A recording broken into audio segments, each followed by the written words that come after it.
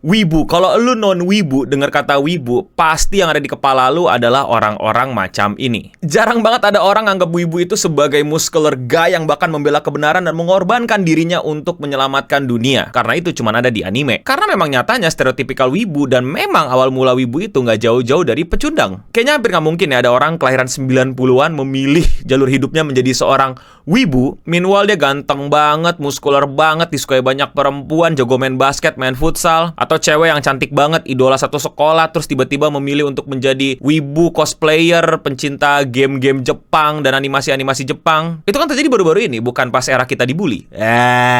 Tapi ada sebuah cerita yang sungguh hit my kokoro tentang seorang wibu yang berhasil menjadi pahlawan kecil lah di sebuah kejadian. Lalu ketika ditanya, kenapa lu mau membahayakan nyawa lu demi menyelamatkan sekian kecil orang? Jawaban dia sederhana, kalau Himmel the hero ada di sana, dia akan melakukannya. Who is this guy? Who is this Weeps?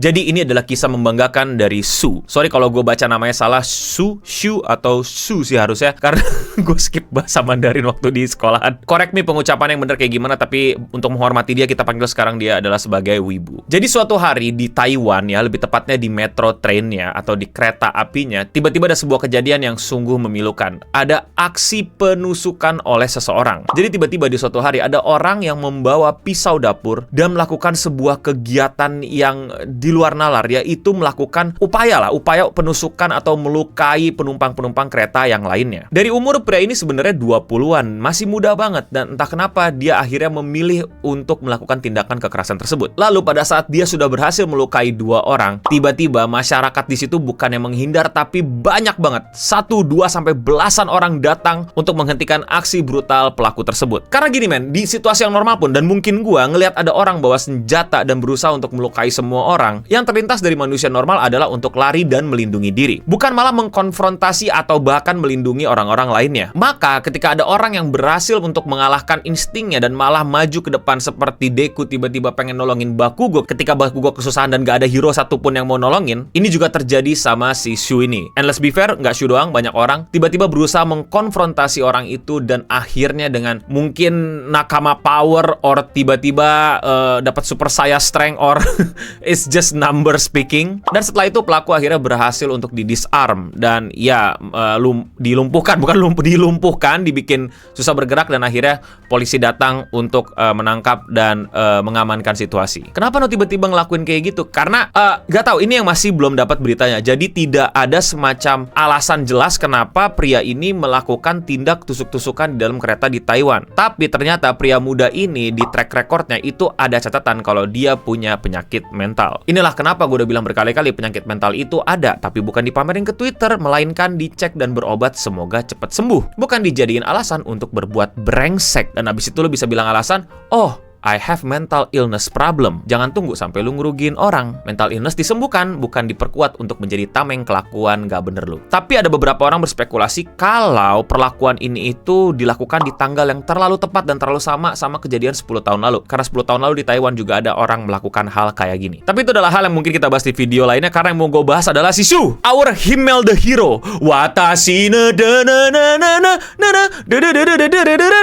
Pihak-pihak terkait akhirnya memberikan penghargaan kepada wibu kita satu ini, tapi dia prefer dibilangnya otaku di berbagai macam media. Gue nggak tahu di Taiwan sebutannya wibu atau otaku juga, tapi marilah kita sepakati untuk sebut aja dia wibu. Tentu saja dia adalah pencinta pop kultur Jepangan. Dia bilang pada saat diwawancara, kenapa kamu melakukan itu? Ya karena if Himmel was there, ya, he would done the same thing. Kalau ada Himmel di situ, pasti dia juga ngelakuin hal yang sama kayak gue, yaitu menyelamatkan orang yang membutuhkan pertolongan. Taskete watashi ga kita. Dan tentu saja dia punya pesan yang sangat penting, dan ini menarik banget untuk dibahas, karena dia bilang dia juga pengen gitu semacam memberikan perspektif baru kepada masyarakat tentang wibu itu kayak gimana sih. Ternyata bukan di Indonesia doang ya kalau orang itu punya perspektif kalau wibu itu pecundang, antisosial, ngurung diri di kamar, bahkan nggak sedikit yang hikikomori atau bahkan ujung-ujungnya jadi incel di Facebook atau jadi incel di Twitter yang hobi ngata-ngatain orang dengan profile picture anime. Ya itu tau kelakuan bocah-bocah yang udah menyerah sama kehidupannya dan memilih untuk menarik banyak orang ikut jatuh juga bareng dia. Crab mentality. Dan tentu saja bau jorok. Tapi setidaknya Shu di sini membuktikan bahwa kita nggak kayak gitu semua kok. Itu hanya sebagian kecil dan mungkin emang orang-orang yang udah nggak pantas disebut kategorinya wibu atau otaku. Mereka udah install aja. Karena ini beneran dia bilang sendiri kalau dia berharap ini akan mengimprove dan juga ngebantu public image terhadap otaku atau wibu di sekitar kita di masyarakat, bahwa mereka juga manusia biasa yang mungkin punya hobi aneh tapi tetap bisa fungsional dan bahkan bisa turun tangan membantu ketika ada orang yang taskete, karena dia bakal watashi ga kita. Oh ya, buat kalian yang belum tahu, di Jepang sendiri otaku atau wibu itu juga sering banget diperspektifkan ke hal-hal yang negatif. Karena dulu ada beberapa kasus kejahatan yang memang dicurigai adalah berasal dari orang-orang yang hobi nonton anime dan manga ini. Ini dibahas di channel Clean Sound ya. Salah satu kisah buruk wibu yaitu otaku killer ya, sampai dapat julukan dia dari masyarakat dan dari media gitu ya. Gara-gara dia wibu dan dia melakukan tindakan-tindakan kriminal. But it's long time ago. Sekarang para wibu ngumpul di Shibuya dan teriak-teriak, "You are my special." Jadi siapkanlah rambut gojomu dan bernyanyi dalam hati, "Wow!" Karena akhirnya wibu perlahan-lahan dari kalian, kita semua kasih tahu ke dunia kalau ya konotasinya udah nggak negatif lagi. Wibu adalah orang yang punya hobi aneh memang, suka sama kultur-kultur Jepang, suka sama pop culture Jepang, tapi kita juga bisa normal dan wangi karena kita pakai sponsor kita pada hari ini, yaitu adalah nggak ada sponsor, just use parfum, oke? Dan buat merek-merek parfum yang mau sponsorin gue, kabarin gue, karena lihat tuh udah masuk tuh apa bridgingnya udah gue ciptain, tinggal one day pas gue kesini keluar merek brand parfum loh. Tapi kalau menurut kalian bagaimana? Apakah juga harus ada nih contoh baik di masyarakat nih, ada wibu dari Indonesia nih ya yang berani menunjukkan dirinya kalau dia tuh fungsional di masyarakat gitu ya, nggak cuma ngoleksi anak kecil di handphonenya di game bernama ya. Kenapa kamu tersinggung? Kalau kalian suka sama pembahasan kayak gini dan kalian mau Marude Otogi no Hanashi, kalian bisa support gue dengan sesimpel klik tombol subscribe di bawah. Sekian Radio Singham untuk episode kali ini. Gue Nobening pamit undur diri, dan untuk kita semua, stay clean and sound. Itu menurut gue lagu YOASOBI terbaik loh. Anime juga bagus. Sampai sekarang gue bilang itu 2024 masih dikuasai dia. Kita belum lihat Kaiju 8 nih. Tapi menurut kalian gimana? Komen di bawah.